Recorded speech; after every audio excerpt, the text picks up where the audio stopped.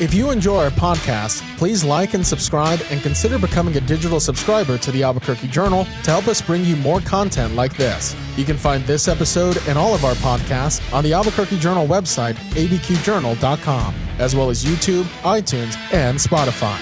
See the show notes for a discount code on a digital subscription. Thank you for supporting the Albuquerque Journal, New Mexico's leading news. Hi, everyone. Welcome to Prep Central, the Albuquerque Journal's high school sports podcast. I am James Yodice. I'm the high school sports editor here at the Journal. Welcome. We are into week 6, hump week of the prep football season. The season is 11 weeks long, so we've had 5 before this week. We'll have 5 more after last week, or after this week, rather. So we have reached hump week of the season. The schedule not very great this week. We have a lot of teams taking their bye week this week. All of the teams from District 1-6A, Cleveland, Rio Rancho, Volcano, that group, they're off this week. Centennial, another highly ranked team, they're off this week. So we're at that part of the schedule where a lot of teams are taking their byes. So the schedule has not been very meaty the last week and a half going into this week. Last week the big games really were in Class 5A with Artesia beating Gadsden 35-7. That game got called at halftime by weather. And we had Lovington beating Goddard 44-26. Those were the 2 key results in 5A. Honestly, there were no 6A games of note with one exception, and that would be the Centennial Carlsbad game, which I wrote about in my weekly column the other day. Centennial wins this game 21-20. And maybe some of you saw my story and already know what happened, but Centennial was leading this game 21-7 in the last 10 seconds. Carlsbad scored a touchdown with 1 second on the clock, kicked the PAT, and now they're down 21-14, but there's only 1 second left. So they somehow have to onside kick and recover it without any time coming off the clock and score a touchdown and kick a PAT or go for 2. So I saw the video. It was a very crazy finish, and the type of finish that I think could have ended up turning into an appeal for Centennial had it gone another way. So Carlsbad hit an onside kick, a very well-struck onside kick. It looked like it deflected off one of the up men for Centennial. It was hard to tell on the angle that I saw. A Carlsbad player on the far side runs right into the ball. The ball kind of was going along the ground. It looked like it went off the thigh of a Centennial player, kind of went up in the air a little bit. And a Carlsbad player on the far side just picked it up on the run at the 30. Carlsbad was kicking off from the Centennial 45 because of a penalty going back to the touchdown.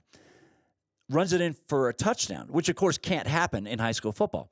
The kicking team cannot return an onside kick for a touchdown. The ball is dead the second they touch it. However, the officiating crew here, all 5 of them missed the call. Anybody that knows me knows I'm extremely pro-official. It's a tough job, especially in this day and age. But the whole crew missed this call, all of them, not just the white hat, but every member of the crew missed it. They called this a touchdown, which was, of course, 100% the wrong call. So Centennial scores on the last play of the game and then line up for 2 points. They're now trailing 21-20 and line up for a 2-point conversion. And they hand it to the deep back. They're kind of like in a power I. Hand it to the deep back who gets maybe within, about a football's length from the goal line for a 2-point conversion that would have won the game for Carlsbad 22-21. Centennial got the stop. So it turned out well for them at the end, but I've never heard of a team that was onside kicking being able to touch the ball and return it. You can't do that. As soon as they touch it, the ball is dead. The only way you can score a touchdown, as most of you already know this, the only way you can score a touchdown as the kicking team is if the receiving team fields it, possesses it, and the player starts to move around, takes a couple of steps, and then fumbles it, then it can be picked up and returned. But you can't return an onside kick for a touchdown if you're the kicking team. So this became a whole thing, and I was working on this late into the day on Saturday. So this nearly became one of the most controversial endings of any game I've ever heard of in my life. Like I said, it turned out well for Centennial, but and this is a district game, of course, so that was a big deal. So that was really the key game there in 6A. Hobbs played Las Cruces as well, which by the rankings was a good matchup, but Las Cruces just beat up on Hobbs 52-13. Another big night for Danny Amaro. Cruces now 5 straight weeks. Look at what they've done. I mean, they have beaten They beat Mayfield, who's a little bit down at 5A, but then they beat Volcano, they beat Rio Rancho, they beat Cleveland, and they beat Hobbs, 4 of the best 6A teams in the state, and they've beaten them in succession. That is a tough run for any team. So Cruces now the only undefeated team in 6A, and the Bulldogs just look very strong right now. They're clearly the number 1 team, and we'll see how things proceed going forward. If we're thinking about Class 5A for a second, so we talked about Artesia, number 1 in the state, going to Gadsden for the first time in the school's history, playing a road game in Anthony, which is where Gadsden is located. And Artesia leads 35-7 at half, and then the weather comes in, and that's all they got played. Gadsden came into the game ranked number 3. This has been a good team. As a matter of fact, Gadsden was one of 2 undefeated teams left in Class 5A. Los Alamos was the other, and Los Alamos won its game. So Los Alamos now is the only undefeated team in Class 5A. And in Class 4A, we lost an undefeated team in Silver, which was ranked number 3. Valencia with a great win. They go into Silver City last week, beat the Colts 14-6. So St. Pius, I believe now, is the only undefeated team left in 4A since Silver has lost. And St. Pius and Silver are playing this week in a crucial game. St. Pius, not sure about the status yet of Isaiah Carpenter, the quarterback who was dinged up in St. Pius's most recent game. So there's still a couple of question marks that hang over this game, but that's by far one of the best games of the week. As far as this week's schedule, well, it's pretty lackluster. There are not very many key games on the schedule, mostly because of the buys and just the way the schedule fell. We don't have a lot of crucial impact games on the schedule this week. I would say Gadsden and Goddard maybe is the best one out there, which is a 5A matchup. So we'll talk more about that next week. Next week is week 7. Going forward, we're going to have a lot of great matchups every week. This is just one of those weeks it's just a very poor schedule this week. So we'll get into all that next week. But I do have 2 guests lined up today. The first one is Mickey Widner from La Cueva. The second one, Nathaniel Best, the quarterback from Alamogordo. So let me get right to the first interview with Mickey Widner. He is La Cueva High School's senior linebacker. He is also a long snapper, and he has gotten a scholarship to the Air Force Academy to be a long snapper at the next level. So here's my chat with Mickey, which I conducted earlier today. Okay, as promised, the first of our 2 guests today, he is Mickey Widner. He is the long snapper, among other things, for the La Cueva Bears. There are a small handful of Division I athletes here in the state. Mickey is one you probably don't know about. He's already committed to Air Force, specifically as a long snapper, which is just about the most niche position I think you can get on a football field. And Mickey, first of all, thanks for joining us. I appreciate it. Good to see you. Thank you for having me. Appreciate it. So let's start with this. You and I did an interview when you first committed to Air Force, and we spoke on the phone, and it came up that your dad was a former center, and that you were a former center. Tell me how it evolved for you to become a long snapper. So throughout just Yaffle, middle school and elementary school, I played center up until probably 6th grade, where I stopped just because I was more just different body type. And then obviously just because of that, I always did like the PAT and punts.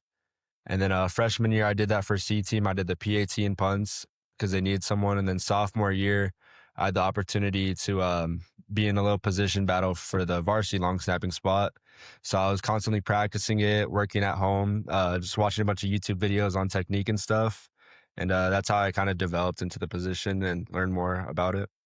I remember you told me a few months ago that it's a very intricate thing to be an effective long snapper.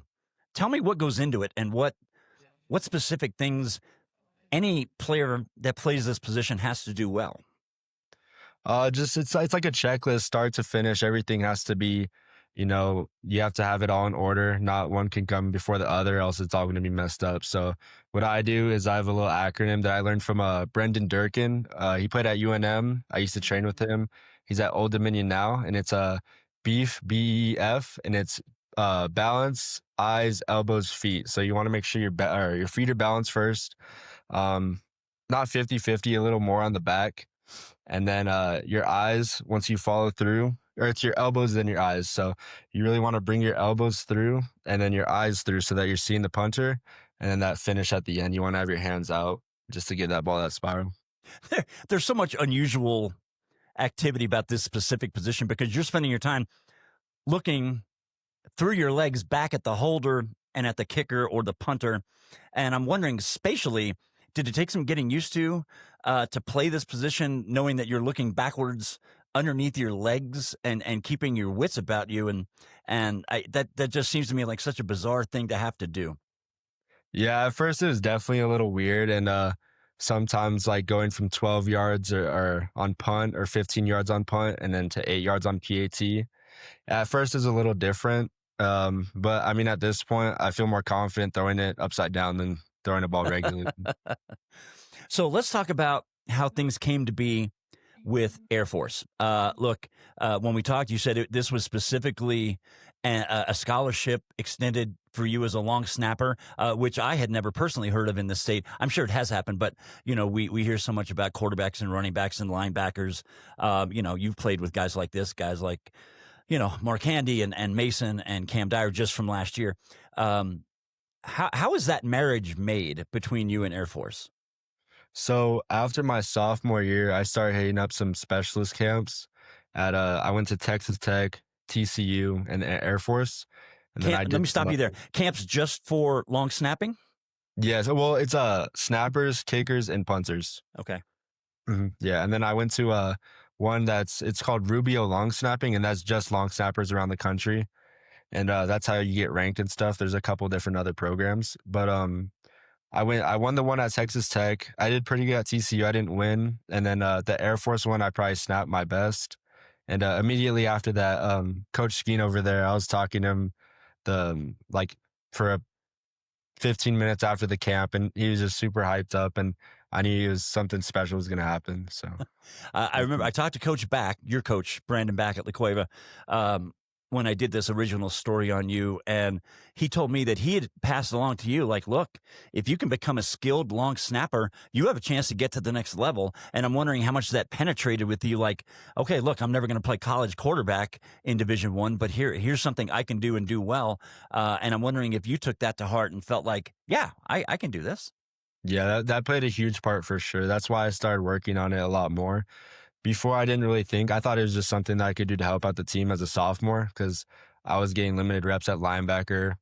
But that was a sure spot that I could have started at sophomore year. And then once he started saying that, did more research and then started practicing it more and just continued. Okay, so I know what place kickers do to practice. How does a long snapper go about practicing? Do you have to take your holder? You don't really need the kicker in that scenario, but do you have your holder? Do you and he go off to the side during practices at La Cueva and just spend half an hour, 45 minutes every day just working on exchanges and things like that? We'll have like 5 to 10 minutes for specials, which sometimes I'll snap. I have a target in my backyard that's probably like 7 feet tall, and it has 3 different nets. So it's kind of like the ones that you see quarterbacks throwing into. Okay. So yeah, right. So obviously, your field goal snap is only 8 yards, 7 or 8 yards. The punt snap might be anywhere between 12 and 15, depending on the team and how deep they want their punter to set. So the higher net would be for your punts. Yes.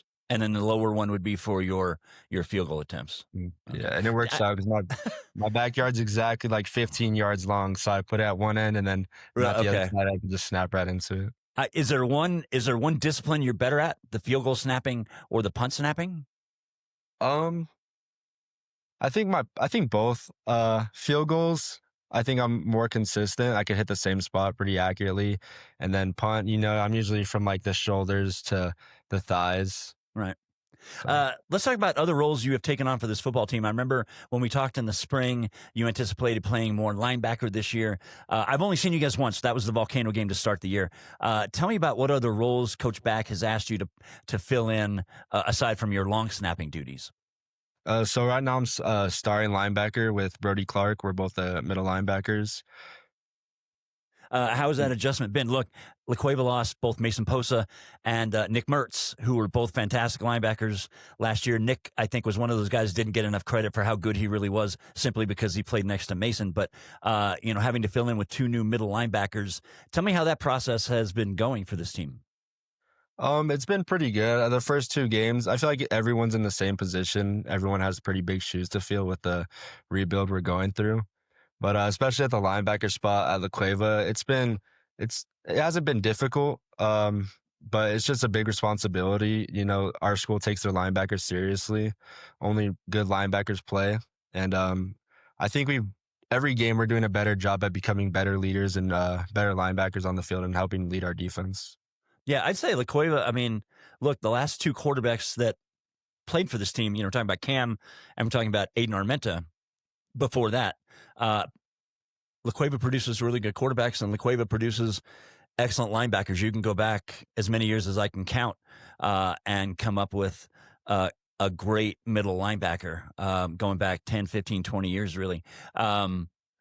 The snapping part, though, I'm curious. You're getting a chance to go play at the next level, but you're also going to Air Force. And I wanted to ask you about that part of it because you'll certainly have a lengthy military commitment. Was that a big part of the recruitment process that you wanted to go into the Air Force? No, actually, I never really thought about it until they offered me it. More than like when I went on more visits and stuff, especially in April, that junior day visit was had a huge impact on my decision. Just learning about everyone thinks it's kind of a negative thing, like, oh, I have to do that after 5 years, or some like people I know, they're like, are you sure you want to like serve? But just learning about it, learning about the benefits of it, and just the spot that when you graduate from there, the spot they put you in life, it's amazing. I see it as a huge benefit, and it was a huge part on my decision to commit. Just because long snapping is such a unique position, is this something you could foresee for yourself even beyond the college level if it turns out you excel at it when you get to Air Force? Is this something you could see doing for yourself down the road as a professional even? I hope so, for sure. I know the long snapper at Air Force right now, Kurt Chesney, the coach was talking to me. They had a couple NFL scouts looking at him, so that might be down his path. And then a couple before, not the previous one, but one right before him, I think he went to go play for the Vikings, so it'd be pretty cool. Right. So let's talk for just a quick minute before I cut you loose today about this La Cueva team. So I was there opening night. You lost 21-20 to Volcano. Pinnacle came in the next week and put it to you guys pretty good. But you guys are back to 2-2 and coming off a really good overtime win in Farmington last weekend. You're playing West Mesa on Thursday night up at Wilson Stadium. And then next week, the Big El Dorado showdown. This team is flying more under the radar, I think, than just about any La Cueva team I can think of over the last 10 or 12 years. And I'm kind of wondering, did the guys kind of like that? We're talking about Cruces and Centennial and Rio Rancho and Cleveland and Volcano. These are the teams we've been focusing on. La Cueva's been flying under the radar. Do you guys like that? I think so, yeah. It has some pros and some cons. I think it's a big difference from last year when the spotlight was on us, but this year I feel like it's easier just to block out all the noise just because there's not as much, and it makes it's easier to focus on ourselves, kind of our own team. Right. So, look, there's still 6 games left, and this district, you're still going to have to play some good teams like El Dorado and Las Lunas in particular. You guys must feel like, look, there's plenty of season, even for as tough a start as you had. You guys, I'm sure Coach Back told you guys, look, let's not panic. We have 8 games left, and everything is still in front of us. And I'm wondering, was that the message? Yeah, for sure. A lot of things that are brought up to us was about 2 years ago. We started the season 0-3, and then which included a forfeit loss in there too. Yeah, it did. Right. Mm-hmm. Yeah. It was a really bumpy start to that season, but when you look at the end of it, we pulled through and we focused on the future and not really the past. Okay. Would you describe the team's attitude at this point as still very optimistic about what can still happen? Yeah, of course. Everyone knows that, we can still be great. All it takes is work and just focusing on being 1-0 that week. So. Okay. Well, Mickey, listen, I appreciate you taking a few minutes to visit with me. I will be out at your game tomorrow night, Thursday night at Wilson Stadium when you guys play West Mesa. Thank you so much for joining me. Great to visit with you. Good luck tomorrow, and we'll talk soon. Sweet. Thank you. Okay. That was Mickey Widner from La Cueva. We thank him for for joining us. And let's get to my second interview this week. Nathaniel Best, the quarterback from Alamogordo, who rushed for almost 350 yards last week against Oregon Mountain. Alamogordo is off to a strong 4-1 start. Here's the talk I had with Nathaniel, also conducted a little bit earlier today. Let us get now to our second guest of this week's podcast. He is Nathaniel Best, the quarterback for the Alamogordo Tigers. Nathaniel, good to see you. Thanks for joining me. I appreciate it. Sure, of course. So Nathaniel is coming off a huge performance against Oregon Mountain last week. 23 carries, 346 yards, a couple of touchdowns. You also threw a couple of touchdowns. Let's start with just last week. Have you ever had a game like that in your life? Definitely not. No, it was a big one, and we're glad to pull that win out. And I broke the school record. I think it was from 2006 or 7, something like that. I believe it was about 320 yards or so was the previous record. I think I might be wrong about that one. Yeah, somewhere right there. Yeah. Yeah. So look, Alamogordo is off to a great start. You guys are 4-1. The one loss was a long road trip loss to Piedra Vista, but you guys have been stacking wins otherwise. You had a big early win, I think, in week 2 at home against Roswell, I think it was. And last week, of course, you opened district play and beat Oregon Mountain. So this team is 4-1. I think the first thing I would want to ask, look, this is a tough district. Las Cruces is undefeated. They've beaten already Hobbs and Cleveland, Rio Rancho, Volcano. Centennial, very good. Carlsbad, sneaky good. Hobbs is certainly competitive. Tell me how competitive your group is and how much of a factor you guys think you will be as we get into the second half of the season, into the meat of your district schedule. How much of a factor do you think you guys will be in this thing? I think you could definitely expect big things out of us. We got a lot of guys and we all trust each other, and we go into every game ready to play with anybody, and we're not backing down to no one. So we're just ready to keep running and keep winning football games. So yeah. So let's go back to the Roswell game, which was week 2.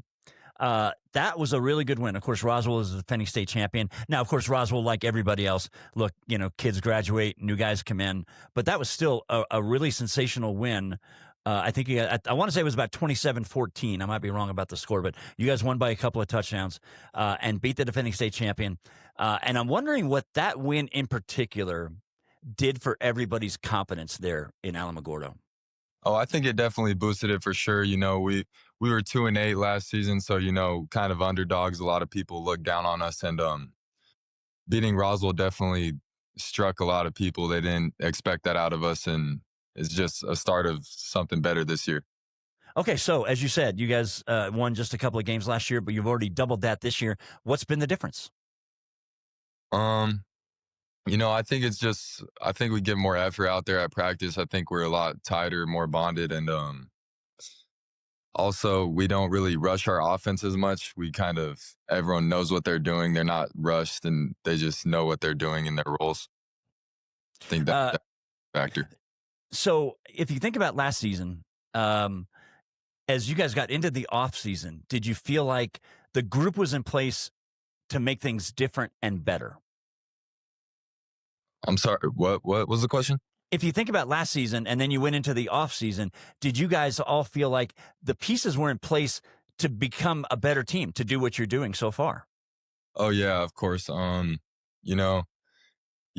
likes going 2-8, and once the off season came, everyone's ready to just go and get that work back in, and we all knew that something had to change because 2-8 just isn't going to cut it. We know we're destined for more, and it's looking good so far.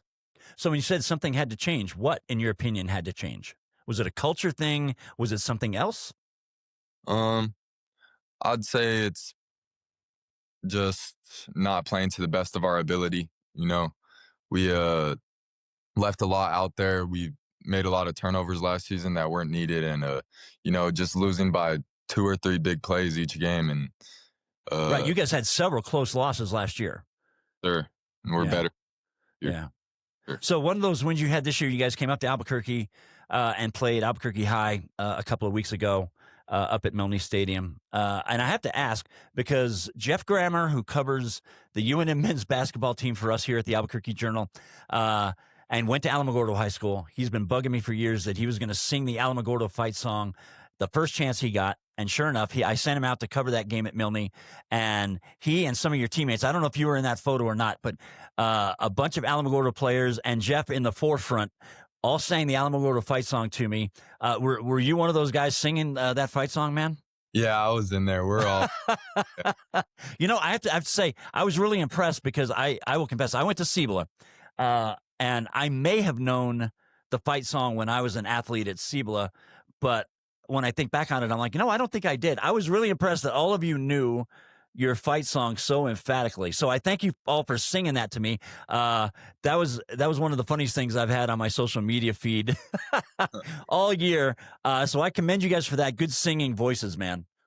Yeah, we try, Okay, so next up, I believe, is Hobbs for you guys this week. Look, this is a good football team, and they're hurting after the way Las Cruces beat them up last week. I think it was like 52-13.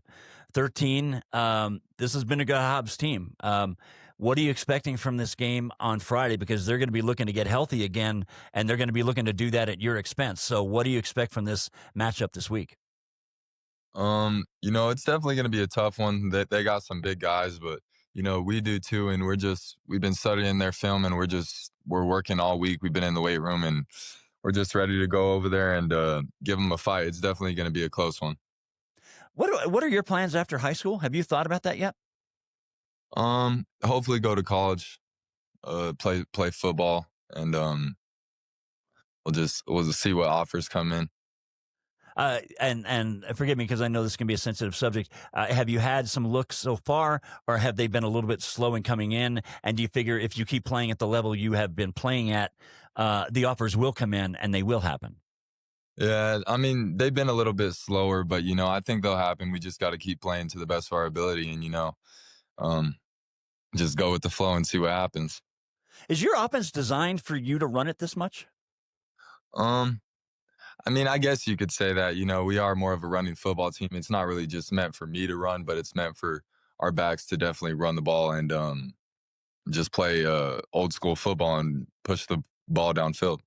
And I think I asked that question because, look, all the teams in your district that you haven't played yet, teams like Cruces, like Centennial, like Hobbs, those three in particular are going to look at that Oregon Mountain film and they're going to say, look, whatever happens, we've got to go after Nathaniel Best. We cannot have him running for 300 yards and shredding our defense. So I got to think teams are going to start defending you guys and you specifically a little bit differently now in the second half of the season. Yes, sir. Oh, yeah, for sure. Definitely got that target on my back running for as many yards as I do. But you're smiling, so that tells me you're anxious for the challenge. Yeah, we're ready for it. Of course. Okay.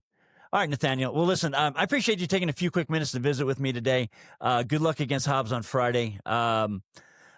This team certainly, I mean, you've got other games that you're going to have a chance to win. You still have teams like Carlsbad and Clovis out there, and then the big three we talked about. So it looks like you guys are going to make a real push for the playoffs. So best of luck. Stay healthy, and we'll talk to you down the road. Sir, thank you. Okay, thanks, Nathaniel. Okay, we thank Nathaniel Best from Alamogordo for his time as well. I've really enjoyed having some different guests on the podcast. I hope all of you have as well, those who follow this and watch it. And we're going to continue to expand our guest list going forward. We still have a lot of weeks to go in the regular season and into the playoffs. So I've been having fun with this. It's good to get some kids from outside the metro area onto the podcast, players that we could never get in studio here at the Journal. So that kind of wraps things up for me. I appreciate you watching and taking some time to listen. We will touch base again in a week, and I don't know what our guest list is going to look like, but I'll have a couple of more guests lined up for you in a week or so. So enjoy the football this week. Be safe. Have a good time, and we'll see you soon.